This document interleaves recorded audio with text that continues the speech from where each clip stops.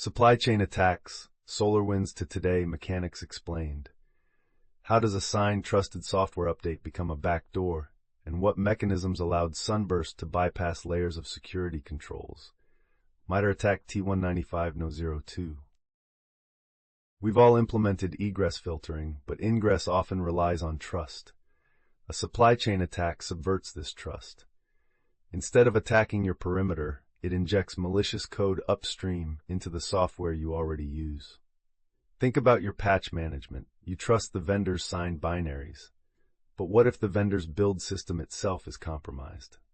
That's the core problem. The malicious payload arrives signed, packaged, and expected.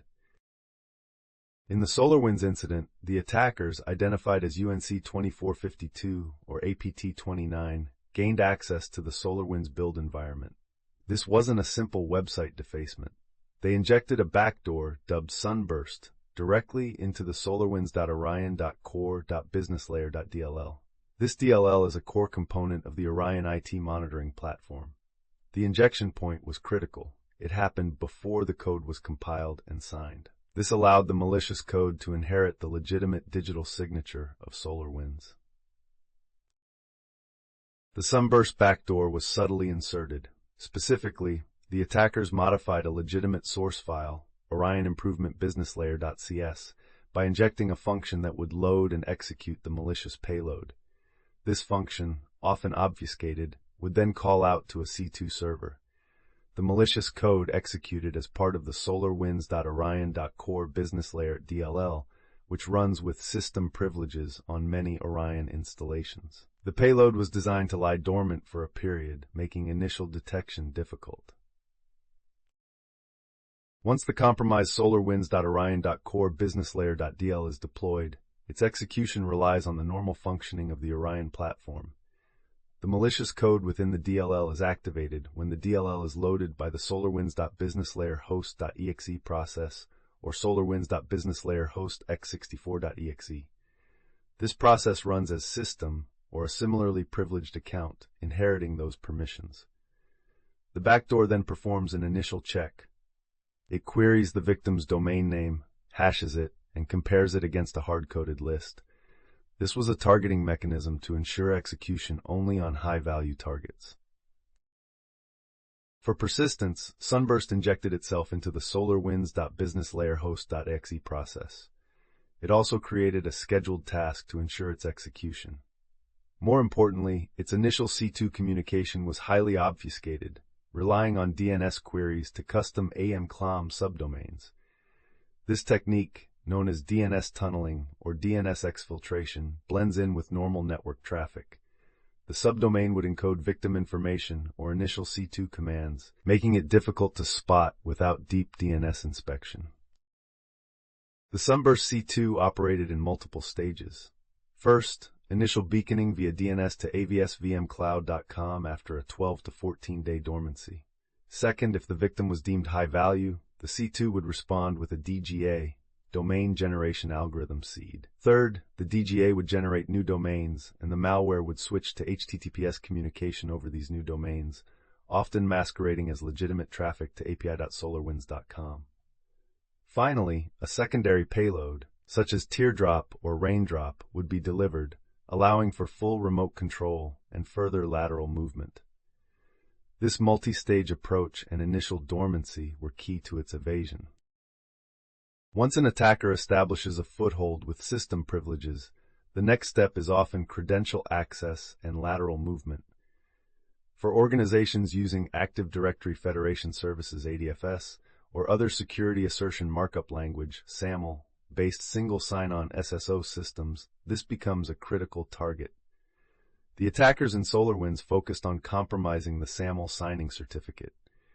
With this certificate, they could forge SAML tokens, effectively authenticating as any user to any service that trusts the ADFS server. A golden SAML attack exploits the trust between a service provider, SP, and an identity provider, IDP. If the attacker obtains the IDP's private key used to sign SAML assertions, they can mint their own valid-looking tokens.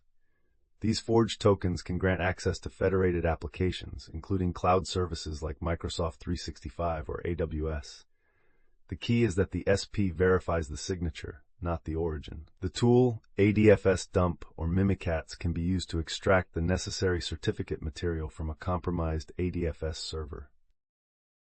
Detecting golden SAML is challenging because the forged tokens are cryptographically valid. Traditional methods like checking ADFS logs for failed logins won't work. You need to look for anomalies in token issuance times, user agent strings, or source IP addresses that don't match typical user behavior.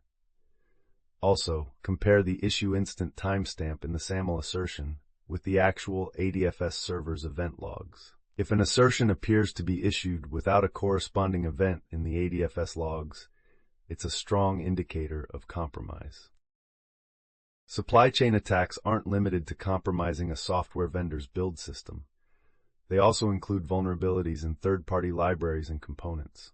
Log4Shell, or CVE 2021-44228, is a prime example. This critical vulnerability in the Apache Log4j logging utility affected countless applications globally. It allowed unauthenticated remote code execution due to improper handling of JNDI lookups in log messages. The problem here is the ubiquity of the vulnerable component. Let's quickly trace how Log4Shell works.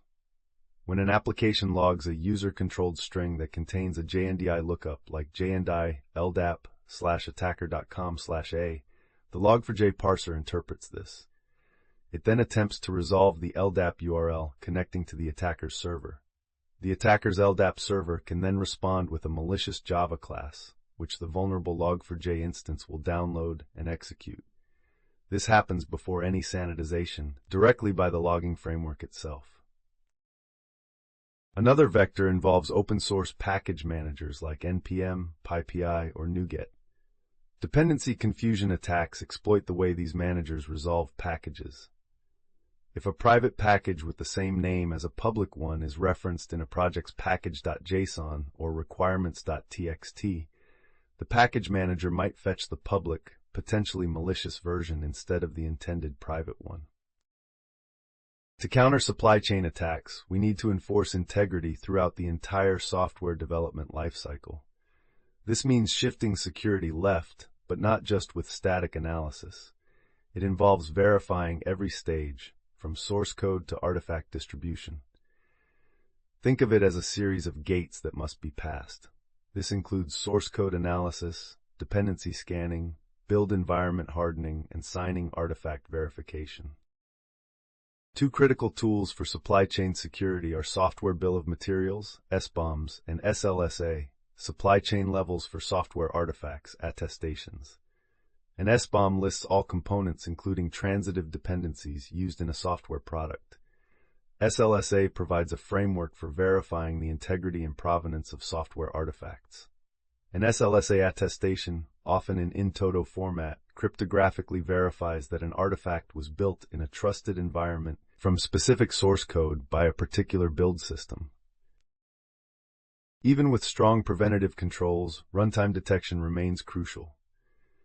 Endpoint detection and response, EDR, and security information and event management tools are vital for spotting post-exploitation activity. Look for anomalous process creation, unusual network connections like DNS tunneling or connections to known bad IPs, or modifications to critical system files. A Sigma rule, for example, can detect suspicious tasks creation or unusual process parents for cmd.exe or PowerShell.exe. Supply chain attacks weaponize trust. Detection requires understanding normal build and runtime behavior and validating every step of software provenance. Subscribe for weekly technical deep dives from VUNet.